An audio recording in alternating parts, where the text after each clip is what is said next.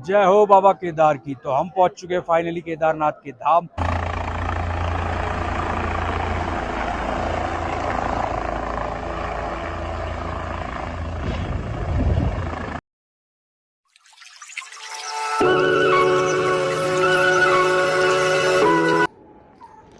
Hello guys, welcome back to my new blog. आज मैं आपको ले जाने वाला हूँ कहीं नहीं, क्योंकि आज मैं कुछ आपको इन्फॉर्मेशन देने आया हूँ।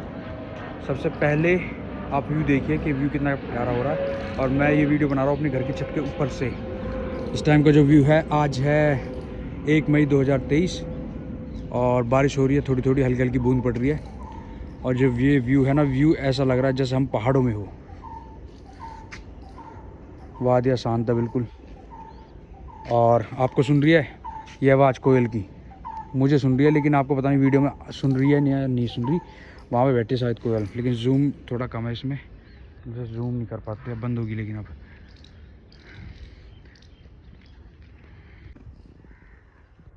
और वो देखो गाइस, 2 कबूतर बैठे हैं, दिख रहे हैं? ये रहे, बारिश का आनंद लेते हुए।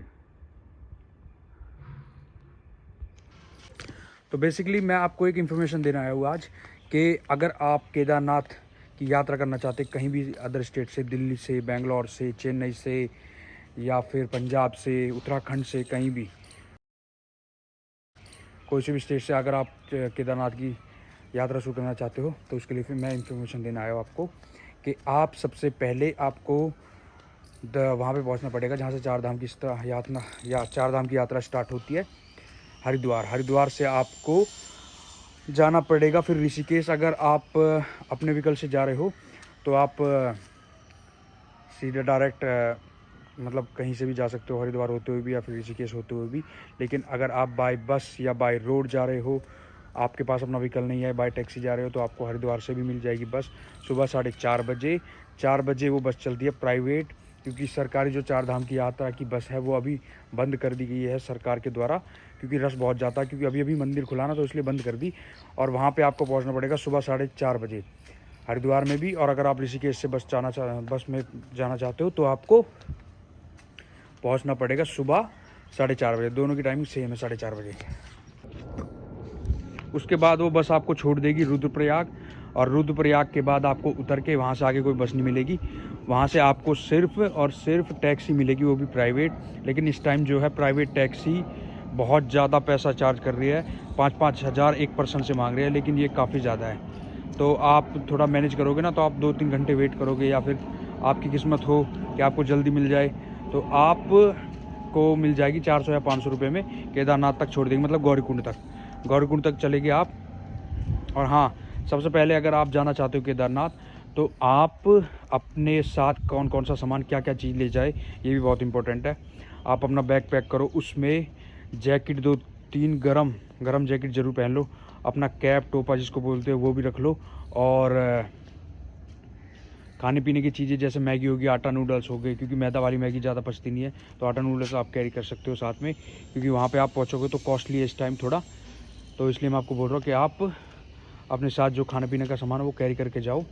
और वहाँ पे जाके फिर आप पहुँच जाओगे, जैसे यहाँ से बस पकड़ोगे दिल्ली से या अदरवाइज़ कहीं से भी, कि सबसे पहले आपको हरिद्वार पहुँचना होता है। हरिद्वार पहुँच के आप रुद्रप्रयाग में था, रुद्रप्रयाग पे आपको टैक्सी मिलेगी। टैक्सी आपको जो चार्ज करेगी, आप बार्गेनिंग करोगे तो आपको 500 रुपये लगेंगे एक पर्सन के। वो आपको छोड़ देगी गौरीकुंड जाने के बाद फिर वहाँ से आपकी होती है पैदल यात्रा शुरू। आपको सबसे पहले क्या करना है कि आपको एक, जिसको बोलते हैं लठिया लकड़ी, वो ले लेनी है, और उसके सहारे आप चढ़ोगे। लेकिन आप सबसे पहले आप आराम करो, वहीं पे टेंट देख लो, वहाँ पे टेंट मिल जाएगा। ये मतलब ऊपर टेंट तो ऊपर मिलेगा, लेकिन वहाँ पे आपको कमरे मिल जाएंगे। कमरे का रेट काफ़ी हाई है, लेकिन इस टाइम मैंने देखा है कि वहाँ पे अपने जो भक्तजन है वो भंडारा भी कर रहे हैं, और उन्होंने सीवर भी लगा रखे हैं। तो वहाँ सीवर पे फ्री ऑफ कॉस्ट आपको 1 या 2 दिन रुकने दिया जाएगा। आप रुक सकते हो वहाँ पे। वरना क्या है कि गौरीकुंड से पहले एक हॉल पड़ता है, वहाँ पे 200 रुपये पर पर्सन लेते हैं, 200 या 300 रुपये पर पर्सन। वहाँ पर आप रुक सकते हो। रुकने के बाद आप 1 दिन का रेस्ट करो या 1 रात का रेस्ट करो, अगले दिन आप अपनी चढ़ाई शुरू कर सकते हो। और अगर आपका बजट थोड़ा कम है, तो वहाँ पे भक्तों ने भंडारा चला रखा, वहाँ पे आप भंडारा पाओ, खाओ, और उसके बाद अपनी यात्रा स्टार्ट करो। लकड़ी ले लो और मैं आपसे बोलूँगा कि जो आपका बैग है ना, बैग जिसे कैरी करके आप ऊपर चढ़ाई स्टार्ट करोगे चढ़ चढ़ के, वो अपना बैग थोड़ा सा सामान उसमें कम कर दो, जिसको जैसे आपको लगे कि आप इतना वज़न कैरी कर सकते हो, तो उसी हिसाब से आप ऊपर ले जा सकते हो उसको। तो उतना सामान रखो उसमें। एक कंबल ज़रूर रख देना, घर से निकलते टाइम कंबल ज़रूर लाना आपको, ठीक है। और अपनी जैकेट ले लिया आपने 2-3, और आप चलते जाओगे, और पानी की बोतल ज़रूर लेना। और फिर आप देखोगे अगर आपकी सांसें चलने लगे ना ज़्यादा, क्योंकि चढ़ाई वहाँ पे बहुत कठिन है, खड़ी चढ़ाई है एकदम, तो आप जो है कपूर, असली वाली कपूर आएगी ओरिजिनल, वो आप लेके जाओ। वो आप लेके जाओगे तो जैसे जैसे आपकी सांसें चलेगी, तो आप कपूर को एक थैली में बांध के, या फिर बिना थैली के ही आप अपनी नाक से सूंघोगे, तो वो आपको जो है ऑक्सीजन की कमी होती है वो पूरी करती रहेगी, और आपकी जो सांसें हैं वो इतनी नहीं फूलेगी।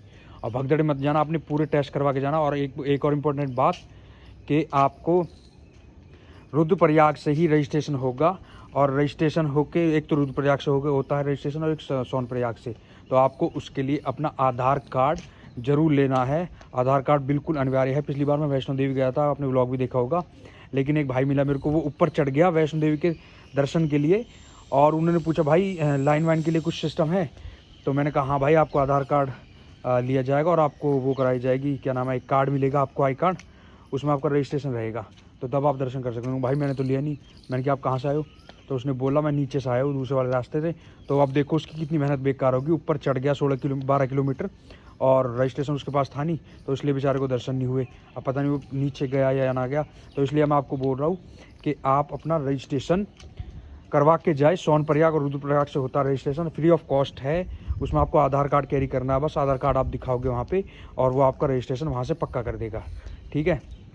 फिर आपने चढ़ाई शुरू कर देनी है, और जैसे आप सारे से जाओगे, और आप अपना एक पानी का बोतल ज़रूर रखना अपने साथ, क्योंकि बीच बीच में प्यास लगेगी, तो आपको चलने में भी सहायक होगा। आप इससे ज़्यादा थकोगे भी नहीं। तो मिनिमम आप जो है ट्रैक करते करते करते करते आप चढ़ जाओगे, कुछ देर रुकोगे, कुछ देर बैठोगे। अगर आपको आधा ट्रैक करना, तो आधा ट्रैक करके भी बीच में आपको टेंट वेंट पड़ेंगे। जैसे जैसे आप ऊपर जाते रहोगे, तो जो खाने पीने की चीज़ें वो 5-10 रुपये महंगी होती जाएगी। वो उनका कसूर नहीं है। बहुत से लोग बोलते हैं कि इतना महंगा कर दिया, इतना महंगा कर दिया, तो वो ये नहीं देखते कि वो बंदे आ रहे हैं और मेहनत भी कर रहे हैं, नीचे सामान इतना ऊपर ले जा रहे हैं ढो ढो के, तो उनका भी तो कुछ बनता है ना, इतनी मेहनत करने के बावजूद। तो फिर आपको जैसे थकावट हो गई, तो आप रुक सकते हो वहाँ पे। और टेंट में जो दुकान वाले होते हैं ना, जैसे कोई सेल्समैन हो गया, या फिर कोई मैगी वाला हो गया, चाय वाला हो गया, उनके पास टेंट लगते हैं छोटे छोटे से, उसमें आप 200-300 रुपये दे के वहाँ पर अपनी रात गुजार सकते हो, सो सकते हो अपना आराम से। फिर आप जब थकावट दूर हो जाए, तो आप बाकी का जो ट्रैक का सफ़र है वो आप तय कर सकते हो। फिर आपको ऊपर जाना पड़ेगा, और जब आप फाइनली केदारनाथ के धाम पहुंच जाओगे, तो वहाँ पे भी टेंट वेंट की सुविधा है, क्योंकि रूम तो वहाँ पे भी चार्ज करते हैं 5-5 हज़ार 6-6 हज़ार, लेकिन टेंट है जो वो आपको 200 रुपये 300 रुपये 400 रुपये पर पर्सन के लिए, एक दिन के लिए रुकने के लिए दे देंगे, अगर आप रुकना चाहते हो तो ऊपर। और फिर बाबा केदारनाथ के दर्शन करें, और अपनी यात्रा को मंगलमय बनाए, और फिर ऐसे ही आने का सिस्टम है। लेकिन अभी जो है बर्फ़बारी ज़्यादा हो रही है, तो मैंने सुना सरकार ने अभी 1-2 दिन का रोक लगा दिया है यात्रा पे। तो आप आराम से, जब यात्रा खुल जाए तो आराम से जाओ। और मेरा मानना तो ये है, जब बर्फ़बारी ख़त्म हो जाए बिल्कुल, जब आप यात्रा स्टार्ट करो, क्योंकि बाबा भोलेनाथ तो वहीं बैठे, और 6 महीने तक यात्रा खुली रहेगी, नो ऑफ कॉस्ट। और इसी तरह आप वहाँ से चारों धामों की यात्रा कर सकते हो, बद्रीनाथ, केदारनाथ, और क्या नाम है, गंगोत्री, यमुनोत्री।